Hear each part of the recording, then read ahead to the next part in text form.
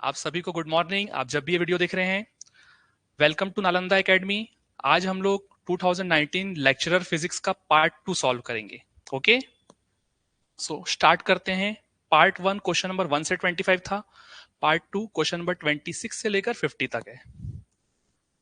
The differential form of Gauss theorem is, है ना, Gauss theorem का डिफरेंशियल फॉर्म कौन सा है?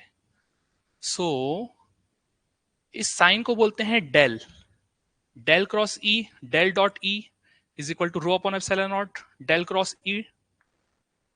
ये तो गॉस थ्योरम में आता ही नहीं है, ये तो वैसे ही गलत हो गया। Del dot E is equal to rho upon epsilon naught, this is the differential form of Gauss theorem. Okay, इसको थोड़ा मैं और एक्सप्लेन करता हूं। डेल को हम लोग बोलते हैं, डेल एक मैथमेटिकल ऑपरेटर है, इसको हम लोग बोलते हैं I del by del X plus J del by del Y plus K del by del Z. ये डेल है, it is a mathematical operator. अब डेल डॉट ई, इसको बोलते हैं divergence of electric field. Divergence of electric field. Del dot B, इसको हम लोग बोलेंगे डाइवर्जेंस ऑफ मैग्नेटिक फील्ड। ठीक है, so divergence of electric field, divergence of magnetic field. अब सवाल ये उठता है कि ये डाइवर्जेंस होता क्या है, इसको समझते हैं। डाइवर्जेंस क्या चीज है? जैसे कि मान लेते हैं एक एरिया है, ठीक है, इस एरिया में कुछ चीजें निकल रही हैं, या इलेक्ट्रिक फील्ड निकल सकता है, मैग्नेटिक फील्ड निकल सकता है, पानी निकल सकता है, कुछ भी चीज इस एरिया से चीजें निकल रही हैं। अगर निकल रही हैं तो डाइवर्जेंस आएगा पॉजिटिव। ठीक है, सिमिलरली अगर किसी एरिया में एंटर कर रही है चीजें, चीजें क्या कर रही हैं? एंटर। अगर एंटर करेंगी तो डाइवर्जेंस नेगेटिव आएगा। ठीक है, निकलेंगी तो पॉजिटिव आएगा डाइवर्जेंस, एंटर करेंगी तो नेगेटिव आएगा। और अगर किसी एरिया में जितना एंटर कर रही है उतना ही निकल रही है, जितना एंटर कर रही है उतना ही निकल रही है, तो डाइवर्जेंस आएगा 0। ठीक है, निकल रही है तो डाइवर्जेंस पॉजिटिव, एंटर कर रही है तो डाइवर्जेंस नेगेटिव, और जितना एंटर कर रही है उतना निकल रही है तो डाइवर्जेंस आएगा 0। ठीक, अब एक खास बात और बताता हूं मैं, एक्स्ट्रा नॉलेज आपके लिए। डाइवर्जेंस ऑफ मैग्नेटिक फील्ड ये हमेशा 0 होता है। मैग्नेटिक फील्ड का डाइवर्जेंस 0 होता है। इलेक्ट्रिक फील्ड का डाइवर्जेंस क्या है? रो upon epsilon. But magnetic field का डाइवर्जेंस 0 होता है। क्यों? इसको समझते हैं। मैग्नेटिक फील्ड कौन बनाता है? एक मैग्नेट। मैग्नेट में होते हैं नॉर्थ और साउथ पोल। एक मैग्नेट में नॉर्थ और साउथ पोल रहेगा ही रहेगा। कभी भी ऐसा नहीं हो सकता कि एक मैग्नेट में सिर्फ नॉर्थ पोल है। अगर मैं इसको तोड़ भी दूं, टुकड़ा भी कर दूं, तो एक टुकड़े का ये नॉर्थ तो ये अपने आप साउथ बन जाएगा।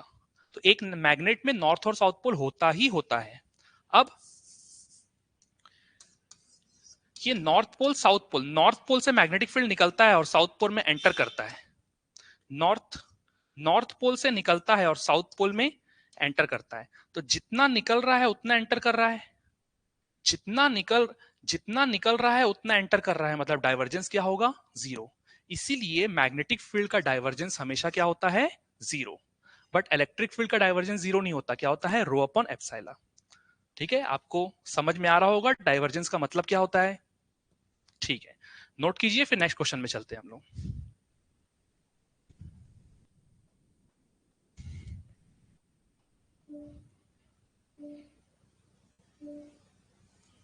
चलिए चलते हैं नेक्स्ट क्वेश्चन में।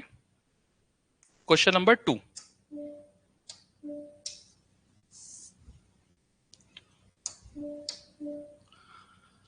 Ammeter reads 2 ampere and voltmeter reads 20 volt.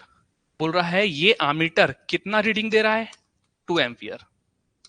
ये वोल्टमीटर कितना रीडिंग दे रहा है? 20 वोल्ट।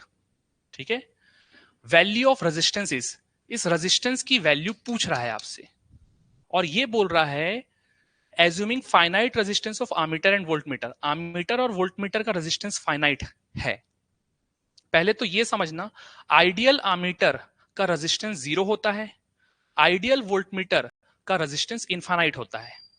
तो अगर if volt meter is ideal, अगर ये वोल्ट मीटर आइडियल होता तो इसका रेजिस्टेंस कितना होता? इनफाइनाइट। अगर इसका रेजिस्टेंस इनफाइनाइट होता, इसका मतलब पूरा का पूरा करंट इससे पास होता, पूरा का पूरा करंट इससे पास होता अगर इसका रेजिस्टेंस इनफाइनाइट होता। तो V is equal to I R formula लगाते हैं। वोल्टेज कितना है? 20। करंट हमको निकालना है, सॉरी करंट दिया हुआ है अपने को 2 एम्पियर, पूरा का पूरा करंट इससे पास हो रहा है, इनटू रेजिस्टेंस। तो 2 1 जा 2 10 जा, तो रेजिस्टेंस कितना आ रहा? 10 ओम। 10 ओम का रेजिस्टेंस कब होता? अगर ये आइडियल वोल्टमीटर होता तो। बट वोल्टमीटर आइडियल तो है नहीं, वोल्टमीटर का कुछ ना कुछ रेजिस्टेंस है।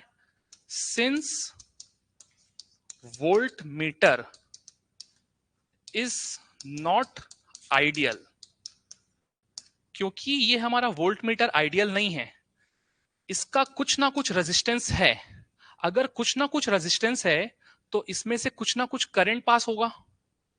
अगर इसमें कुछ करंट पास हो रहा है, टोटल 2 एम्पियर का करंट आ रहा है, जिसमें से कुछ करंट इसमें जा रहा है, तो इसमें 2 एम्पियर से कम करंट जाएगा। इस रेजिस्टेंस से 2 एम्पियर का कम कर, इस रेजिस्टेंस में 2 एम्पियर से कम करंट जाएगा। लगाते हैं V is equal to I R, voltage है 2, रेजिस्टेंस कितना आ जाएगा? 20, वोल्टेज 20 है, करंट I। अब यहां पर आप देख सकते हो करंट 2 एम्पियर से कम है। अगर करंट 2 एम्पियर से कम है, if I is less than 2 ampere, अगर 2 एम्पियर होता तो आंसर 10 आता, ठीक है। 2 एम्पियर से कम है तो रेजिस्टेंस 10 से ज्यादा आएगा, अगर ये 2 से कम है तो रेजिस्टेंस 10 से ज्यादा आएगा। सो correct answer is more than 10 ओम। ठीक है, आई होप आपको समझ में आ रहा होगा। नोट कीजिए, फिर नेक्स्ट क्वेश्चन में चलते हैं। Okay,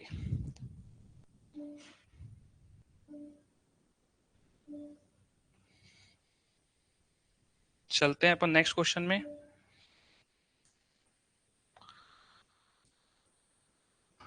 question number 28। 3 identical capacitor are given a charge Q ले लेते हैं अपन।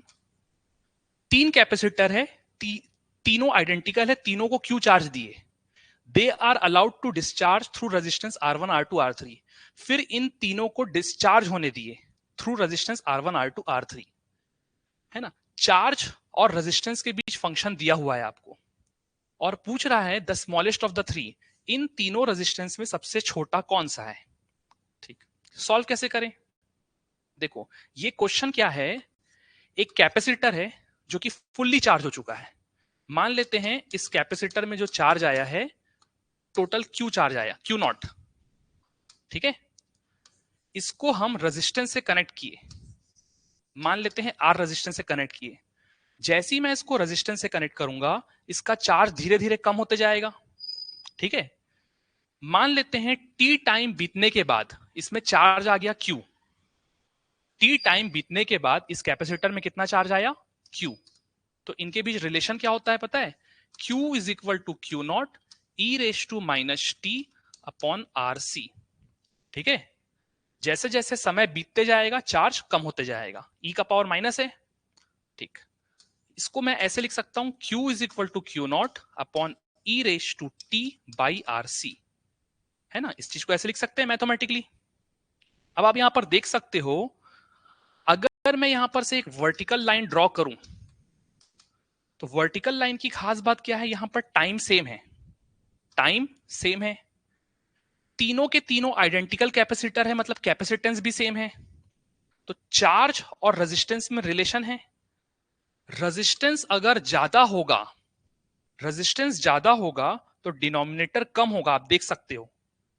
डिनोमिनेटर कम होगा तो ये वैल्यू बढ़ जाएगी, वैल्यू बढ़ जाएगी, मतलब चार्ज भी ज्यादा होगा। तो रेजिस्टेंस ज्यादा है तो चार्ज ज्यादा है, इसका उल्टा रेजिस्टेंस कम है तो चार्ज भी कम है। तो देखो इसका चार्ज सबसे कम है, इसका चार्ज सबसे कम है, तो इसका रेजिस्टेंस भी सबसे कम होगा। तो सबसे कम रेजिस्टेंस कौन सा होगा? R1। Correct answer is R1। समझ में आ रहा है? नोट कीजिए, फिर नेक्स्ट क्वेश्चन में जाते हैं हम लोग।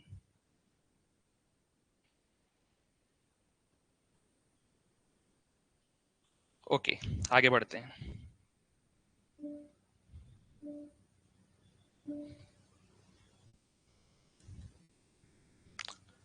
नेक्स्ट, ये क्वेश्चन थोड़ा आउट ऑफ सिलेबस है तो इसको अभी मैं नहीं देख रहा हूं, आगे बढ़ते हैं। हाँ, अ cube consist of 8 electric dipole. एक क्यूब में 8 डाइपोल है। डाइपोल क्या होता है पता है? माइनस क्यू चार्ज और plus Q charge, system of two equal and opposite charge, इसको बोलते हैं डाइपोल। एक डाइपोल में नेट चार्ज कितना है? 0। ठीक है, तो 8 डाइपोल है, 8 डाइपोल में भी नेट चार्ज 0 होगा। तो क्यूब में नेट चार्ज कितना है? 0। In which magnitude of each charge is E. हर एक चार्ज का मैग्नीट्यूड कितना दिया हुआ है? ई दिया हुआ है। मैं क्यू लिया हूं, वो ई दिया हुआ है। Total electric flux emanating from cube. इस क्यूब से टोटल फ्लक्स कितना निकल रहा है? बहुत आसान क्वेश्चन है। गॉस थ्योरम आपको याद होगा, है ना? अगर एक क्लोज सरफेस है और क्लोज सरफेस के अंदर प्लस Q1 चार्ज है, माइनस Q2 चार्ज है, और भी चार्जेस हैं, तो टोटल फ्लक्स कितना निकलेगा? टोटल फ्लक्स होता है 1/एप्सिलॉन टाइम्स अंदर कितना चार्ज है। अंदर कितना चार्ज है फिगर के हिसाब से? Plus Q1 minus Q2। अब आप बताओ इस क्यूब के अंदर कितना चार्ज था? क्यूब के अंदर 8 डाइपोल, 8 डाइपोल में नेट चार्ज कितना है? 0। नेट चार्ज अगर 0 है तो फ्लक्स भी कितना आएगा? 0 आएगा। तो टोटल फ्लक्स कितना आएगा? 0। गॉस थ्योरम पे बेस्ड था और कुछ नहीं था क्वेश्चन। नोट कीजिए, फिर नेक्स्ट क्वेश्चन में चलते हैं।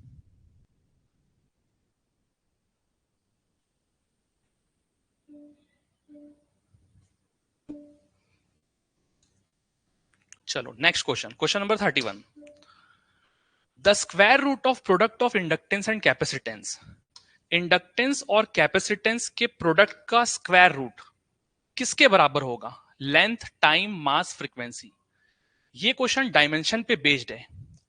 ऐसे क्वेश्चन को कैसे सॉल्व करना है? लेंथ, सॉरी, इंडक्टर, कैपेसिटेंस और इनके बीच में अगर कोई रिलेशन निकल पा रहा है तो वो निकालने की कोशिश करते हैं। Class 12th alternating current chapter में एक फॉर्मूला है, omega square is equal to 1/LC। Omega square is equal to 1/LC। इससे ओमेगा कितना आ जाएगा? 1/LC का रूट। ओमेगा क्या होता है? 2 pi time period is equal to 1/LC का रूट। अब इसको डायमेंशनली सोचे, है ना, ये तो फॉर्मूला है। डायमेंशनली सोचे तो 2 पाई का तो कोई डायमेंशन नहीं होता है। इसका मतलब रूट LC का डायमेंशन टाइम के बराबर होगा। रूट LC का डायमेंशन किसके बराबर होगा? टाइम के बराबर होगा। So correct answer is C. ठीक है, नोट कीजिए, फिर आगे बढ़ते हैं। ओके, नेक्स्ट क्वेश्चन में चलते हैं। क्वेश्चन नंबर 32 क्या बोल रहा है? The incorrect statement is. 4 statement दिया हुआ है, चारों में से इनकरेक्ट कौन सा है? Electromagnetic wave are transverse. क्या इलेक्ट्रोमैग्नेटिक वेव ट्रांसवर्स होते हैं? बिल्कुल होते हैं। इलेक्ट्रोमैग्नेटिक वेव ट्रांसवर्स होते हैं। एक एग्जांपल समझना, light is a electromagnetic wave. ठीक है, लाइट ट्रांसवर्स नेचर का होता है। ये कैसे पता चला?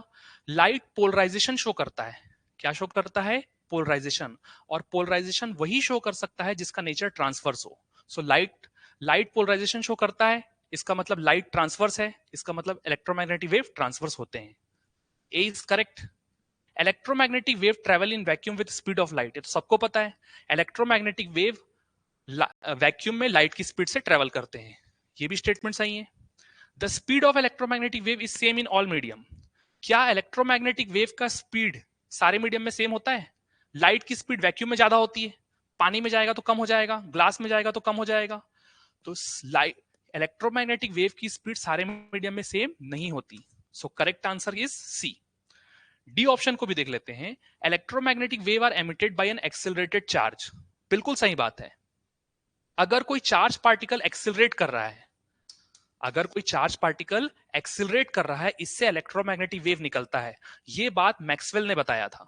सो this statement is also correct. Correct answer is C. ठीक है, नोट करेंगे। चलते हैं नेक्स्ट क्वेश्चन की तरफ।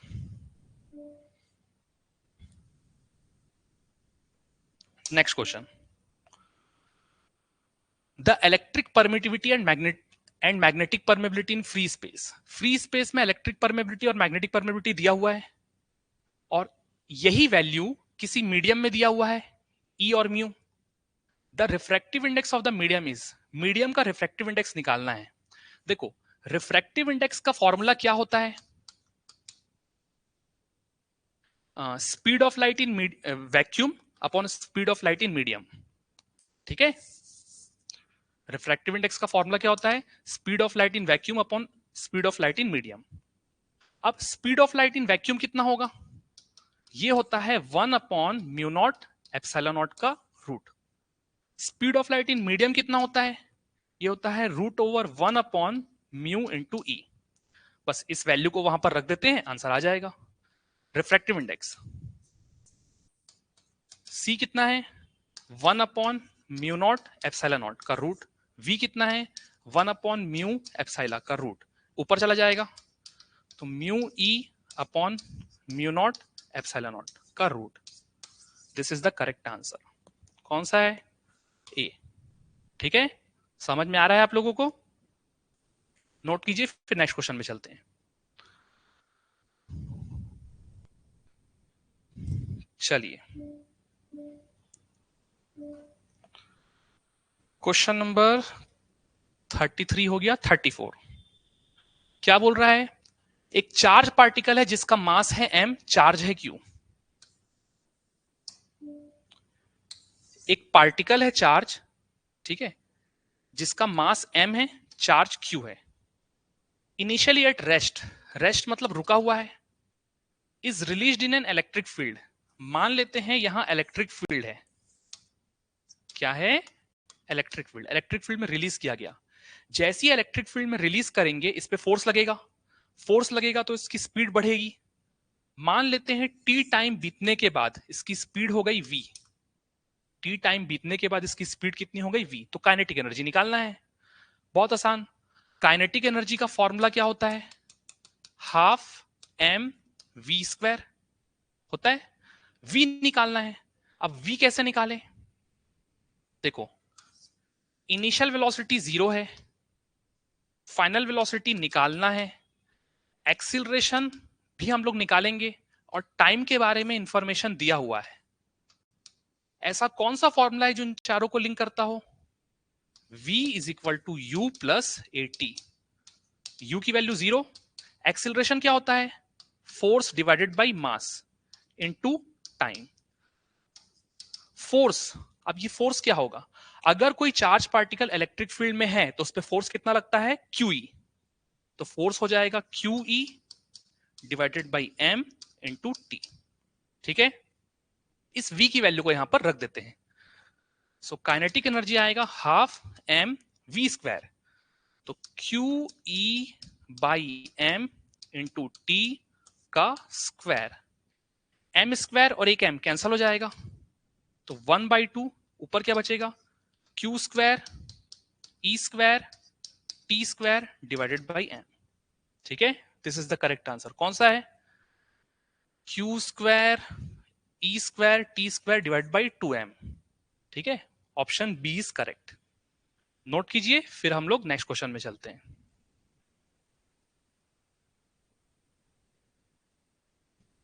ठीक,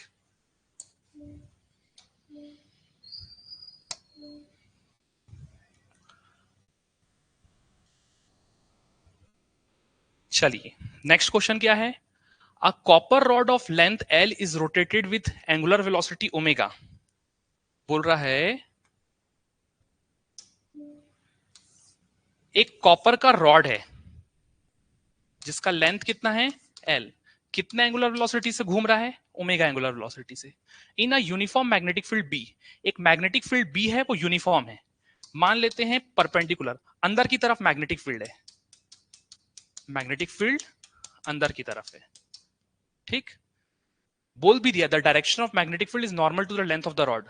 लेंथ के परपेंडिकुलर है मैग्नेटिक फील्ड, क्वेश्चन में बोल दिया है।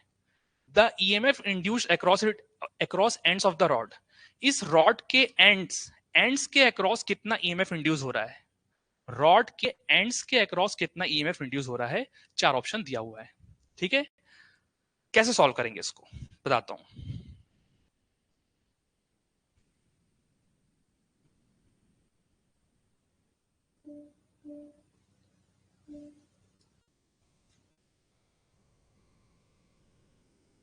सबसे पहले तो ये किस कंसेप्ट पे बेस्ड है,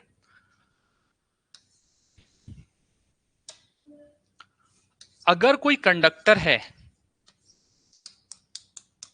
और मैग्नेटिक फील्ड परपेंडिकुलर है, मान लेते हैं इस कंडक्टर का लेंथ कितना है L, ठीक है, कितने स्पीड से मूव कर रहा है V, मैग्नेटिक फील्ड कितना है B।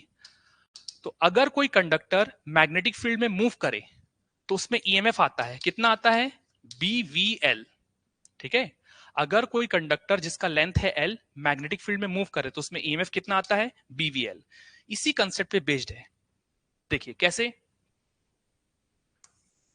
ये हमारा रॉड, ठीक है, इस पॉइंट के अबाउट घूम रहा है, रॉड का लेंथ कितना है L, magnetic field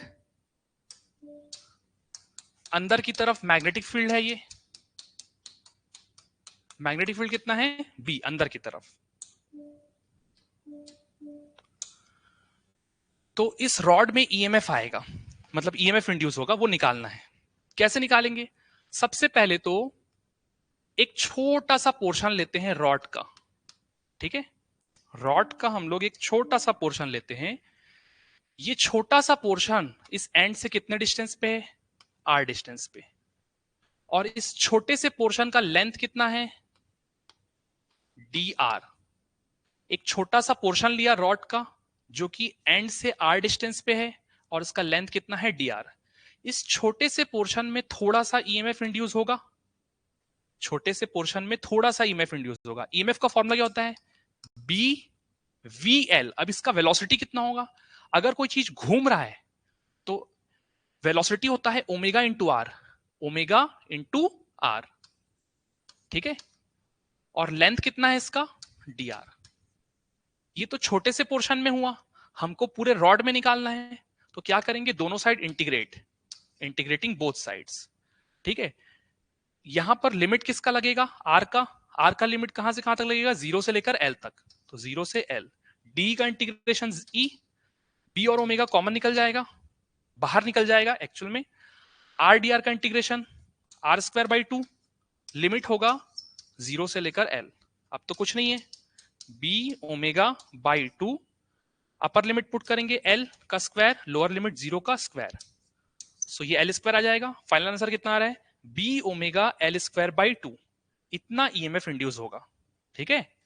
final answer B omega L square by 2। ठीक है, नोट कीजिए आप लोग, फिर आगे बढ़ते हैं।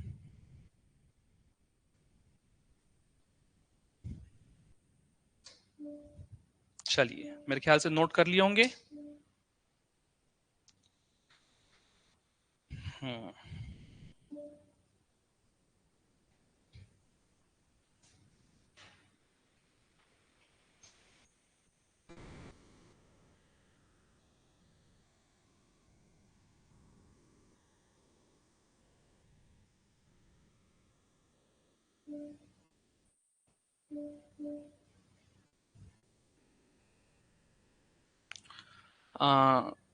आप लोगों की ऑफलाइन और ऑनलाइन क्लासेस भी स्टार्ट होने वाली है बहुत जल्द, है ना। 1 अप्रैल से हम लोग स्टार्ट करने वाले हैं। टेस्ट सीरीज भी होगा आप लोग का, वीकली टेस्ट सीरीज, और आ, हर महीने महीने भी टेस्ट सीरीज होगा। डेमो क्लासेस फ्री रहेंगी। सो आप लोग, अगर आपको वीडियो पसंद आ रहा है, मैं ही पढ़ाऊंगा आपको, वीडियो अगर आपको पसंद आ रहा है तो आप लोग यहाँ पर इंक्वायरी का नंबर है ना, आप लोग कांटेक्ट करके पूरा इंफॉर्मेशन ले सकते हैं आप लोग, ठीक है। और प्रिपरेशन अभी से स्टार्ट कर दो, नोटिफिकेशन आने से पहले प्रिपरेशन स्टार्ट कर दोगे तो आप लोग बहुत फायदे में रहोगे। नोटिफिकेशन आने से पहले ही आपकी तैयारी हो जानी चाहिए, ठीक है। चलो आगे बढ़ते हैं।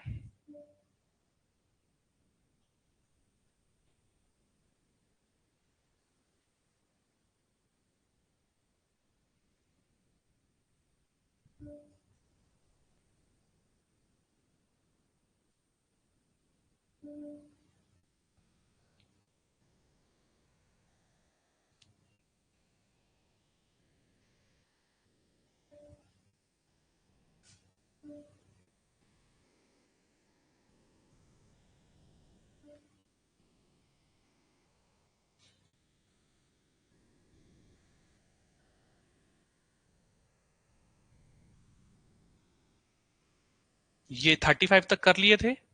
Question number 36।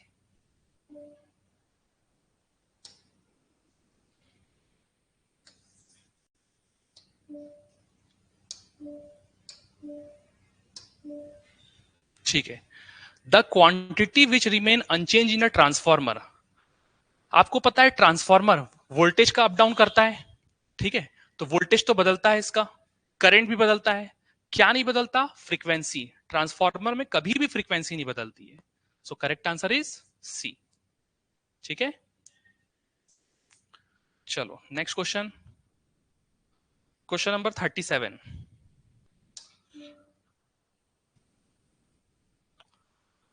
ये फिगर आपको दिया हुआ है, एलसीआर सर्किट है, ये एल भी है, सी भी है, आर भी है। एलसीआर सर्किट दिया हुआ है आपको और पूछ रहा है करंट और वोल्टेज।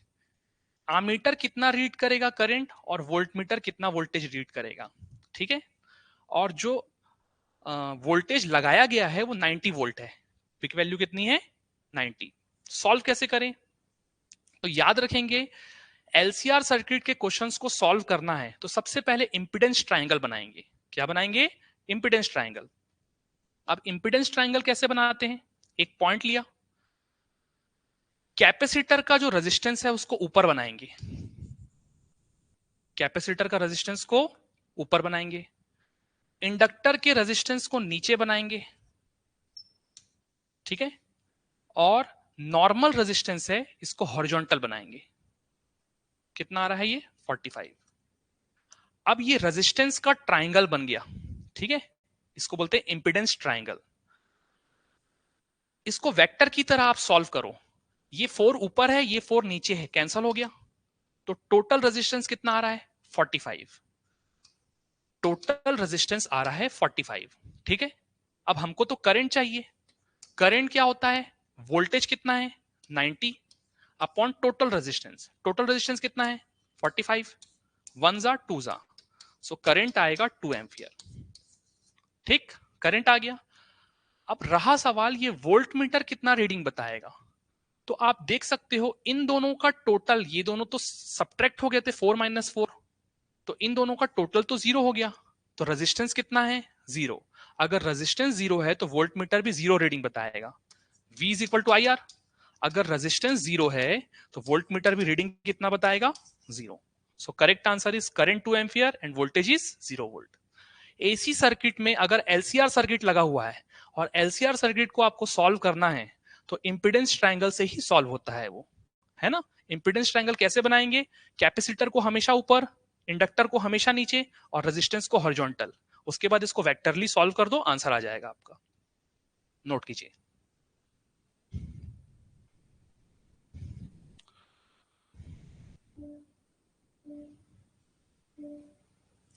चलते हैं नेक्स्ट क्वेश्चन की तरफ। Question number 38। A parallel plate capacitor has charge plus Q and minus Q। एक पैरेलल प्लेट कैपेसिटर है, कितना चार्ज है? Plus Q and minus Q. The charge induce on the surface of dielectric substance. अगर मैं इनके बीच में एक dielectric substance डाल देता हूं, ठीक है? अगर मैं इनके बीच में डाइलेक्ट्रिक सब्सटेंस डाल देता हूं तो डाइलेक्ट्रिक सब्सटेंस में क्यू डैश चार्ज आ रहा है, यहां माइनस क्यू डैश, यहां प्लस क्यू डैश। तो क्वेश्चन में बोल रहा है ये क्यू डैश जो है क्यू से ज्यादा है कि क्यू से कम है, आपको बताना है। कैसे सॉल्व करें? देखिए कैसे बनेगा ये क्वेश्चन, इसको मैं समझाता हूं। ये कैपेसिटर है, यहां प्लस क्यू चार्ज, यहां माइनस क्यू चार्ज। मान लेते हैं मैं बीच में मेटल डाल रहा हूं। क्या डाल रहा हूं? मेटल। अगर मैं बीच में मेटल डालता हूं, ठीक है, मेटल के लिए डाइलेक्ट्रिक कितना होता है? मेटल के लिए डाइलेक्ट्रिक की वैल्यू होती है इनफाइनाइट, ठीक है। अगर मैं बीच में मेटल डालूं तो चार्जेस कितने आएंगे? अगर यहां पर प्लस क्यू चार्ज है ना, यहां प्लस चार्ज है तो यहां माइनस चार्ज आएगा, माइनस है तो यहां पर प्लस चार्ज आएगा। और खास बात यह जितना चार्ज है यहां पर भी क्यू क्यू चार्ज आएगा। तो मेटल में सेम चार्ज आता है जिसका डाइलेक्ट्रिक इनफाइनाइट है, ठीक है। तो इसका डाइलेक्ट्रिक की वैल्यू इनफाइनाइट तो नहीं है, मेटल से तो कम है, मेटल से कम है तो इसमें जो चार्जेस आएंगे वो भी कम आएंगे। इसका मतलब ये जो चार्ज है क्यू डैश क्यू से कम है, Q dash charge is less than Q, Q बड़ा है। कौन सा ऑप्शन होगा? क्यू बड़ा है क्यू डैश से, सी ऑप्शन, ठीक है। समझ में आ रहा है आपको? इसमें ये कंसेप्ट लग रहा है आपका, नोट कीजिए।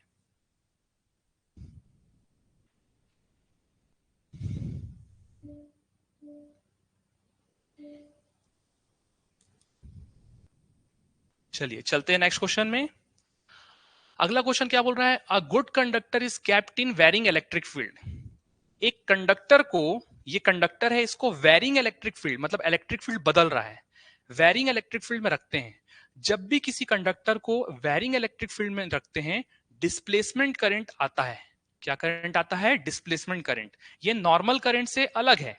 नॉर्मल करंट को बोलते हैं कंडक्शन करंट, और ये डिस्प्लेसमेंट करंट कब आएगा? जब किसी कंडक्टर को वेरिंग इलेक्ट्रिक फील्ड में रखते हैं, ठीक है। और वो इलेक्ट्रिक फील्ड की फ्रीक्वेंसी कितनी दी हुई है? 10 टू द पावर 5 हर्ट्ज।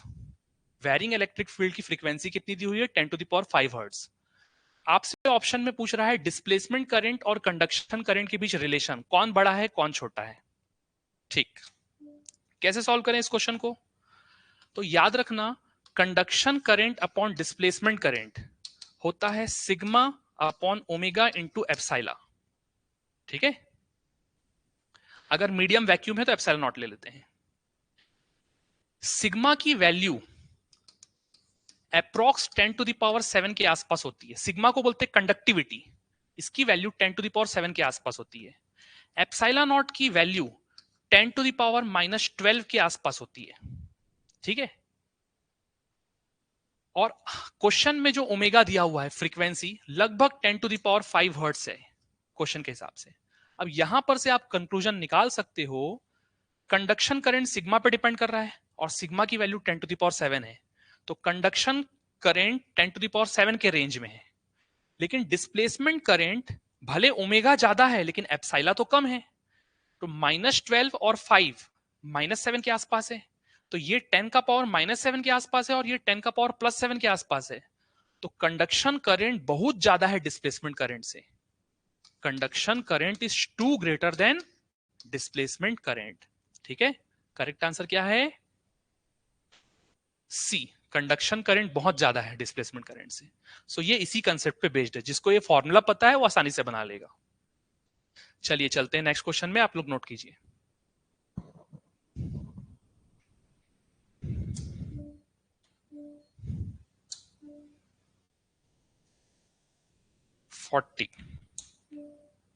क्या बोल रहा है? The impedance of acceptor and rejector circuit at resonance. Acceptor circuit किसको बोलते हैं पता है? L C R. LCR circuit अगर सीरीज में लगा हुआ है तो इसको बोलते हैं acceptor circuit. LCR circuit series में लगा हुआ है तो बोलते हैं एक्सेप्टर सर्किट, और वही एल सी आर, अगर एलसीआर सर्किट पैरेलल में लगा हुआ है तो उसको बोलते हैं रिजेक्टर सर्किट। ये है एक्सेप्टर सर्किट और ये है रिजेक्टर सर्किट। तो एक्सेप्टर सर्किट का रेजोनेंस में जो इंपिडेंस होता है, मतलब रेजिस्टेंस जो होता है वो आर के बराबर होता है। एक्सेप्टर सर्किट का रेजोनेंस में जो रेजिस्टेंस होता है वो आर के बराबर होता है, ठीक है। लेकिन रिजेक्टर सर्किट का जो रेजिस्टेंस होता है वो एल अपॉन सी आर के बराबर होता है। इसका रेजिस्टेंस किसके बराबर होता है? L upon C R. So acceptor का आर होगा, रिजेक्टर का एल अपॉन सी आर होगा, दैट इज बी ऑप्शन। ठीक है, नोट करेंगे फिर आगे बढ़ते हैं।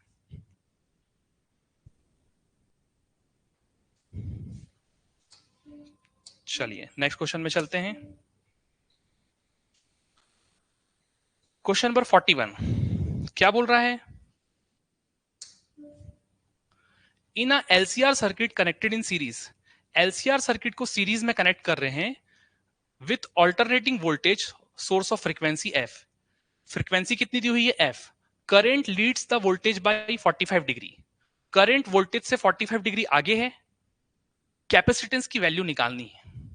ठीक है, कैसे सॉल्व करें इसको, एक बार और पढ़ते हैं। एलसीआर सर्किट है, सीरीज में कनेक्ट है, ठीक है, फ्रीक्वेंसी कितनी दी हुई है? एफ। करंट लीड कर रहा है वोल्टेज से 45 डिग्री और कैपेसिटेंस पूछ रहा है। चलिए देखते हैं।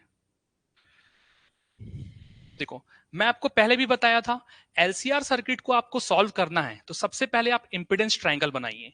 ठीक है, ये रेजिस्टेंस आर, कैपेसिटर के कारण जो रेजिस्टेंस आता है उसको ऊपर बनाते हैं एक्सी, इंडक्टर के कारण जो रेजिस्टेंस आता है वो नीचे बनाते हैं एक्सएल। सबसे पहला काम तो ये। अब करंट लीड कर रहा है, देखो ये जो है करंट को लीड कराता है और ये करंट को लैग कराता है। लैग मतलब पीछे, कैपेसिटर लीड कराता है और इंडक्टर लैग कराता है। तो क्वेश्चन में बोला है करंट लीड कर रहा है, लीड कर रहा है मतलब इसकी वैल्यू ज्यादा है और इसकी वैल्यू कम है।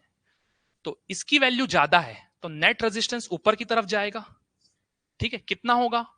XC minus XL, XC minus XL, क्योंकि इसकी वैल्यू ज्यादा है इसकी वैल्यू कम है।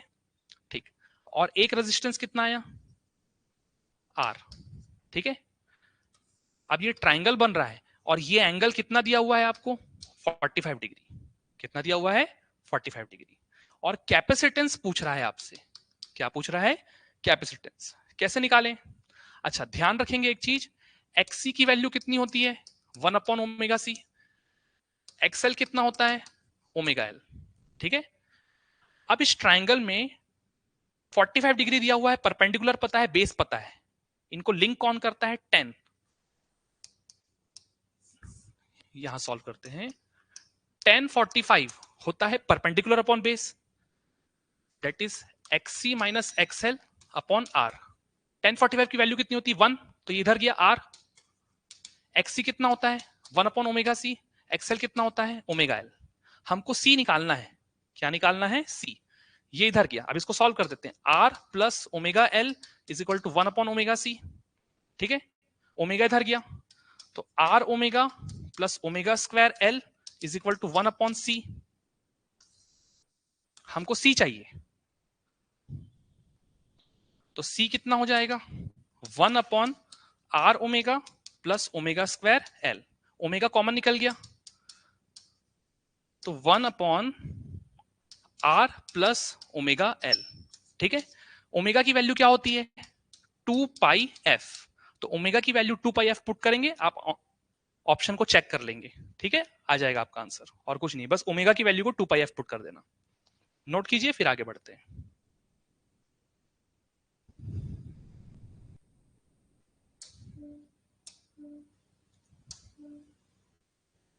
चलिए चलते हैं नेक्स्ट क्वेश्चन में। Question number 42, the intensity of magnetic field is H and magnetic moment is M. ठीक है, मैग्नेटिक फील्ड की इंटेंसिटी एच है और मैग्नेटिक मोमेंट एम है, और पोटेंशियल एनर्जी पूछ रहा है। बहुत आसान क्वेश्चन है। पोटेंशियल एनर्जी का फॉर्मूला होता है minus H M cos theta. ठीक है, पोटेंशियल एनर्जी का फॉर्मूला क्या होता है? Minus H M cos theta. अब पोटेंशियल एनर्जी मैक्सिमम पूछ रहा है। पोटेंशियल एनर्जी मैक्सिमम कब होगी? जब ये वैल्यू मिनिमम होगी, क्योंकि माइनस है। इसकी मिनिमम वैल्यू कितनी होती है? -1। कॉस की मिनिमम वैल्यू कितनी होती है? -1। तो माइनस माइनस प्लस हो गया, तो ये आ रहा है H into M. Correct answer is A. ठीक है, बहुत इजी क्वेश्चन है ये वाला, नोट कीजिए।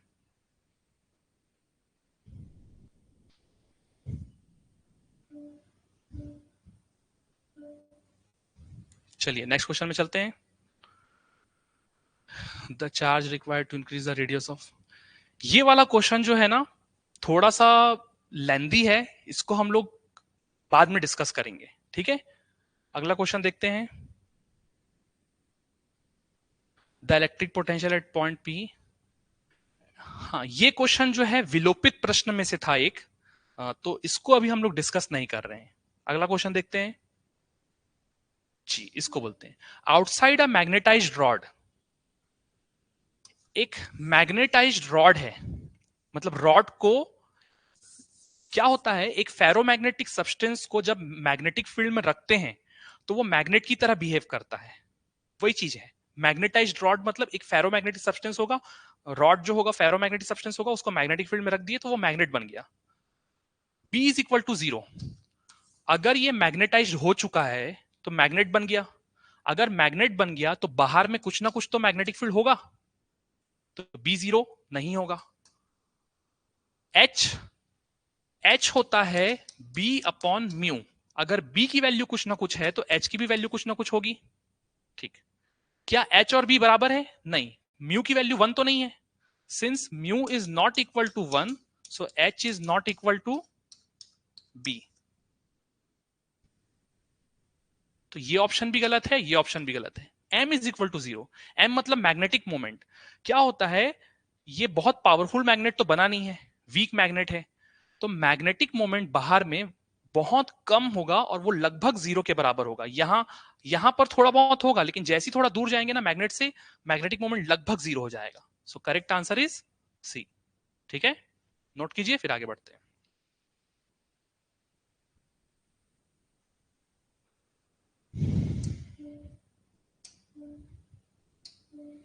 चलिए नेक्स्ट क्वेश्चन पे चलते हैं। क्वेश्चन नंबर 46, इसको देखते हैं। क्या बोल रहा है, an electric dipole is placed at origin. देखिए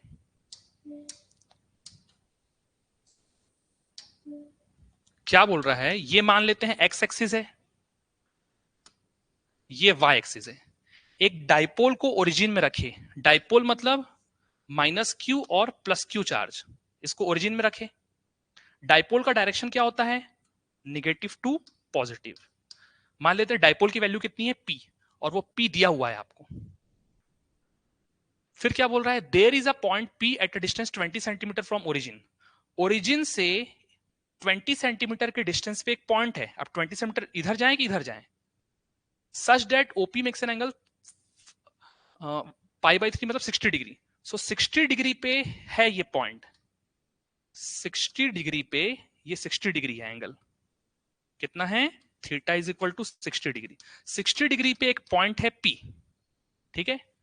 अब इस डाइपोल के कारण इस पॉइंट पे इलेक्ट्रिक फील्ड बनेगा, इस डाइपोल के कारण इस पॉइंट पे इलेक्ट्रिक फील्ड बनेगा। If the electric field at point P makes an angle theta with the x axis, इस पॉइंट पे जो इलेक्ट्रिक फील्ड बन रहा है डाइपोल के कारण, वो एक्स एक्सिस से थीटा एंगल बना रहा है। एक्स एक्सिस से कितना एंगल बना रहा है, थीटा। इसको थीटा 1 ले लेते हैं, नहीं तो कंफ्यूज हो जाएंगे।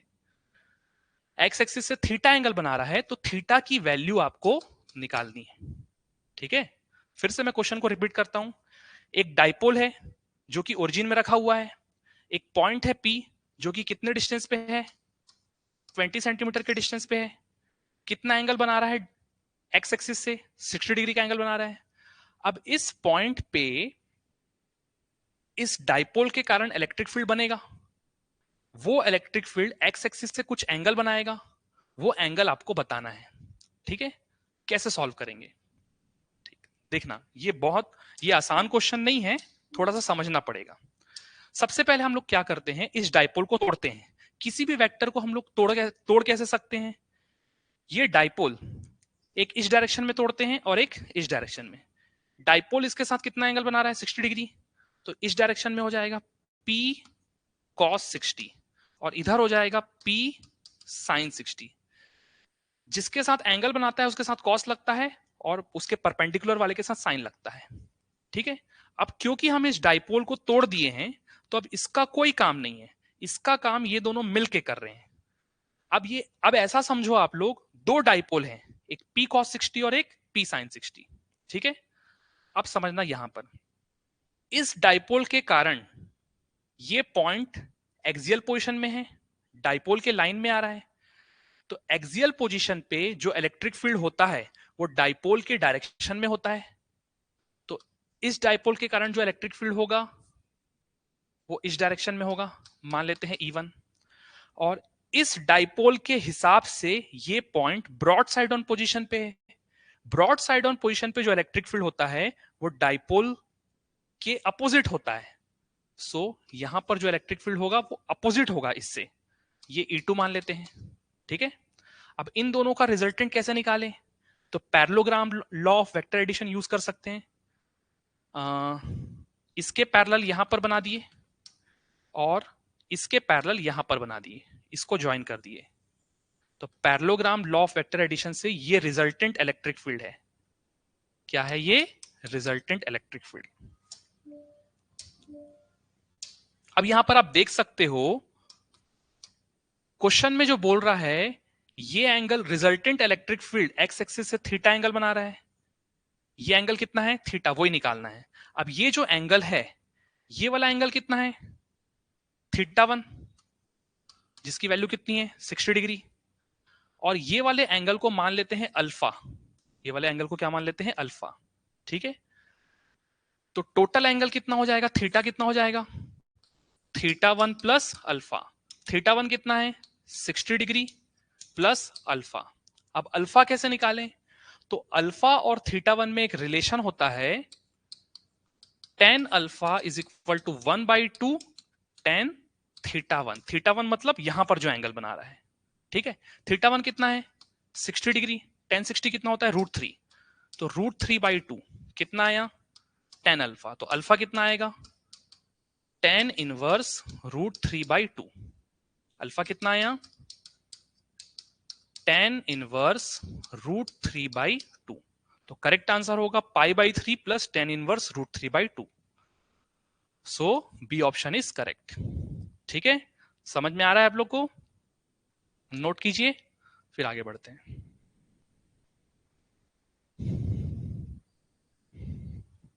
चलिए चलते हैं नेक्स्ट क्वेश्चन में।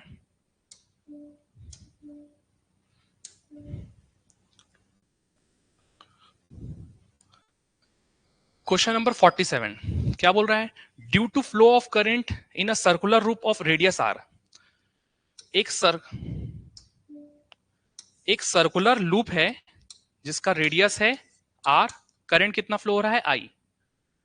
The magnetic induction produce at the centre, ये सेंटर है, सेंटर पे जो मैग्नेटिक फील्ड प्रोड्यूस हो रहा है, magnetic field at the centre का फॉर्मूला क्या होता है? μI/2r होता है।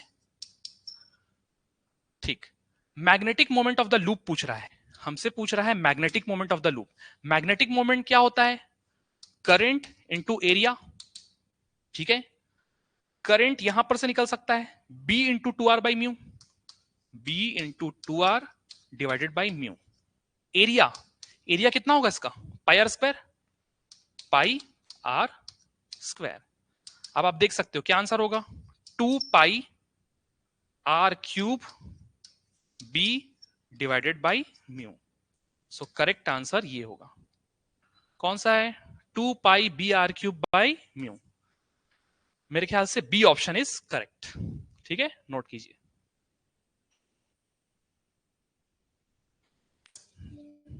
चलिए चलते हैं नेक्स्ट क्वेश्चन 48। क्या बोल रहा है? A charge Q is uniformly distributed on a circular ring. देखो क्वेश्चन पढ़ते पढ़ते ना अपने को डायग्राम बनाना चाहिए, तभी फिजिक्स के क्वेश्चन बनेंगे। एक रिंग है, रिंग में कितना चार्ज है? Q चार्ज क्वेश्चन में दिया हुआ है। ठीक है, इस रिंग का रेडियस कितना है? A। Now if an electron is left free to move along the axis of the ring, ये रिंग का एक्सिस है, इस एक्सिस में इलेक्ट्रॉन आसानी से मूव कर रहा है, फ्रीली मूव कर रहा है। और जब ये फ्रीली मूव कर रहा है तो एसएचएम एग्जीक्यूट कर रहा है। क्या एग्जीक्यूट कर रहा है? एसएचएम। उस एसएचएम की फ्रीक्वेंसी निकालनी है। उस एसएचएम की क्या निकालनी है? फ्रीक्वेंसी। कैसे सॉल्व करें? चलो इस क्वेश्चन को मैं नेक्स्ट पेज में ले जाता हूं, वहां पर सॉल्व करके बताता हूं आपको।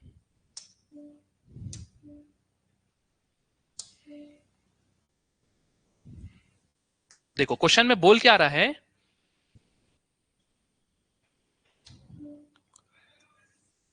एक रिंग है, ठीक है, रिंग में कितना चार्ज है, Q, रिंग का रेडियस R ले लेते हैं, वैसे क्वेश्चन में R की वैल्यू कितनी दी हुई है, A, हम लोग R ले लेते हैं, जनरली R लेते हैं, बाद में A पुट कर देंगे। रिंग के एक्सिस में इलेक्ट्रॉन मूव कर रहा है, चलो अभी तो हम लोग रिंग के एक्सिस में इलेक्ट्रॉन मूव कर रहा है और वो एसएचएम कर रहा है, एसएचएम का फ्रीक्वेंसी निकालने बोल रहा है आपको, ठीक है। कैसे सॉल्व करें इस क्वेश्चन को, देखो जब भी एसएचएम का क्वेश्चन आएगा और फ्रीक्वेंसी निकालने बोल रहा है तो आपको ये निकालना पड़ेगा, a is equal to omega square X, मतलब एक्सिलरेशन और डिस्प्लेसमेंट के बीच रिलेशन निकालना पड़ेगा। जैसे ही आप रिलेशन निकालोगे तो जो चीज बच जाएगा वो ओमेगा स्क्वायर होगा, ओमेगा स्क्वायर से ओमेगा निकलेगा और ओमेगा से फ्रीक्वेंसी निकलेगा, ठीक है। तो जब भी एसएचएम का क्वेश्चन है और फ्रीक्वेंसी निकालने बोल रहा है या टाइम पीरियड निकालने बोल रहा है तो a is equal to omega square X, इस टाइप का रिलेशन आपको स्टैब्लिश करना पड़ेगा। कैसे करें, मान लेते हैं एक पॉइंट है P, ठीक है, ये पॉइंट एक्सिस से कितने डिस्टेंस पे है, x डिस्टेंस पे है, इनके कारण यहां पर इलेक्ट्रिक फील्ड आएगा। रिंग के कारण एक्सिस में इलेक्ट्रिक फील्ड का फॉर्मूला क्या होता है, रिंग के कारण एक्सिस में इलेक्ट्रिक फील्ड का formula K Q X, Q मतलब चार्ज, स्मॉल क्यू ले लेते हैं, K Q X upon R square plus X square का पावर 3/2, रिंग के कारण एक्सिस में इलेक्ट्रिक फील्ड का फॉर्मूला। अब हम लोग यहां पर ये मान के चल रहे हैं ये पॉइंट रिंग के काफी नजदीक है, पॉइंट रिंग के काफी नजदीक है, मतलब x बहुत कम है, x is 2 less than r, ring बड़ा है और पॉइंट काफी नजदीक है रिंग के, तो x बहुत छोटा है।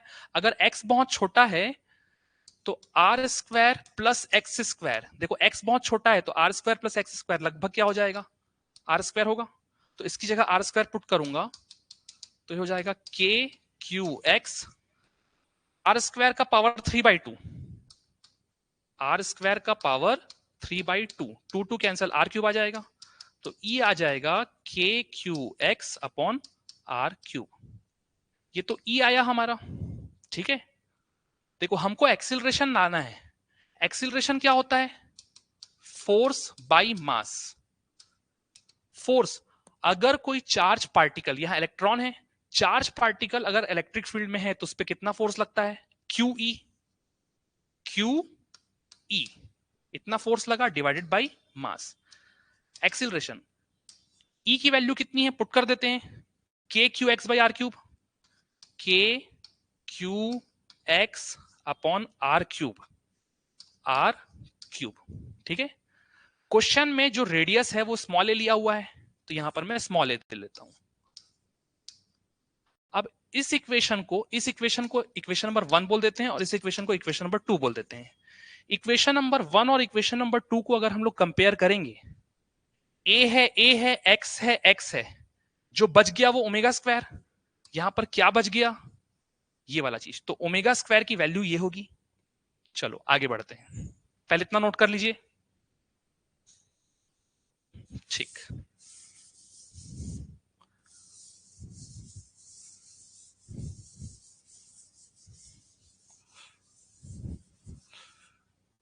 अगर हम लोग 1 और 2 को कंपेयर करेंगे तो ओमेगा स्क्वायर की वैल्यू कितनी आ रही है, ई के क्यू अपॉन स्मॉल ए का क्यूब, ठीक है।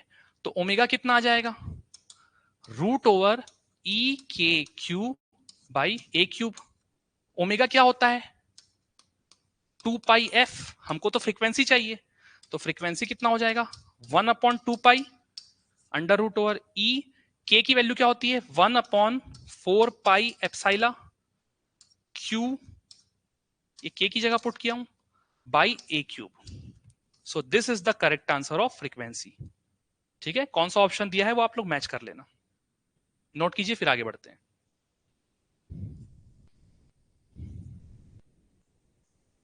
चलिए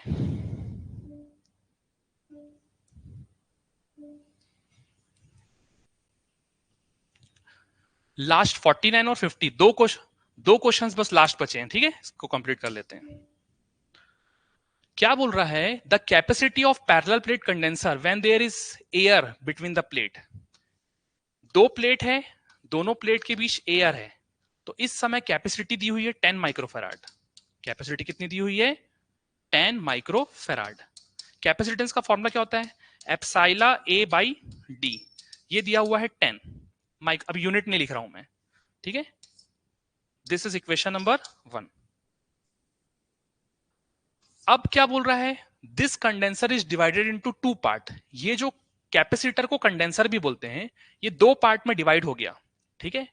पहले पार्ट में जो डाइलेक्ट्रिक है उसकी वैल्यू 2 है, दूसरे पार्ट में डाइलेक्ट्रिक की वैल्यू 4 है। अब टोटल कैपेसिटेंस निकालने बोल रहा है, कैपेसिटी ऑफ द सिस्टम निकालने बोल रहा है। मान लेते हैं इसका कैपेसिटेंस है C1, इसका कैपेसिटेंस है C2। C1 की वैल्यू कितनी होगी? अगर डाइलेक्ट्रिक है तो कैपेसिटेंस का फॉर्मूला क्या होता है? के की वैल्यू कितनी है? 2। के एप्साइला ए। अब एरिया जो है वो a बाई 2 हो जाएगा। देखो यहां से लेकर यहां तक का एरिया a है, तो ये आधा है a बाई 2। के एप्साइला a बाई डी, डिस्टेंस कितना है? d। 2 और 2 कैंसल, तो C1 कितना आ रहा है? एप्साइला a बाई डी, ये आ रहा है। C2, सिमिलरली C2 क्या होगा? K की वैल्यू 4, एप्साइला A, एरिया कितना है? फिर से a by 2, K एप्साइला A divided by D। 2 1 जा 2 2 जा, तो ये हो गया C2, 2 एप्साइला A बाई D, ठीक है। क्वेश्चन में क्या बोल रहा है? टोटल कैपेसिटेंस निकालना। अब ये देखना है आपको, ये दोनों कैपेसिटर C1 और C2 सीरीज में है कि पैरेलल में। सीरीज में इफेक्टिव कैपेसिटेंस अलग होगा, पैरेलल में अलग होगा। कैसे पता चलेगा सीरीज है कि पैरेलल है?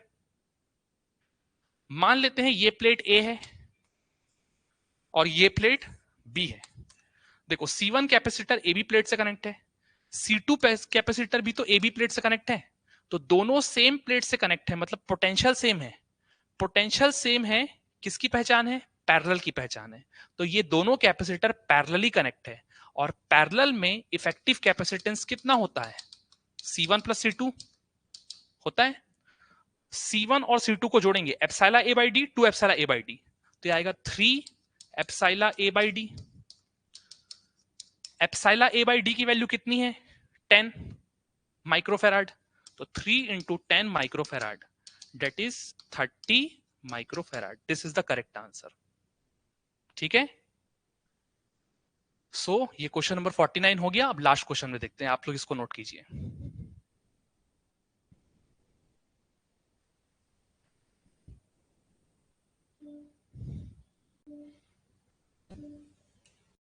चलिए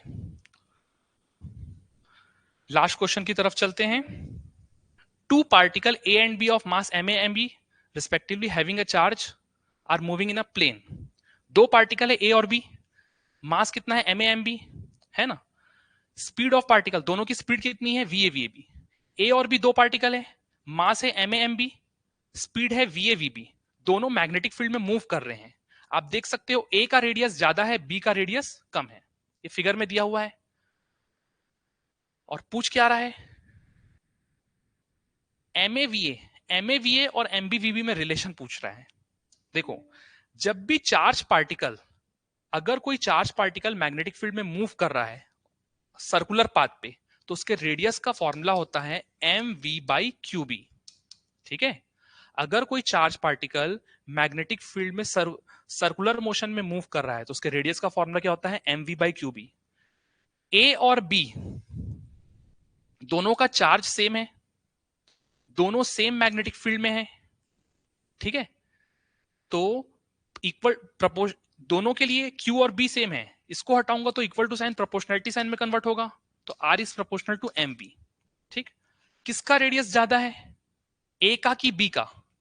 फिगर से देख सकते हो A का रेडियस ज्यादा है, तो radius of A is greater than radius of B है।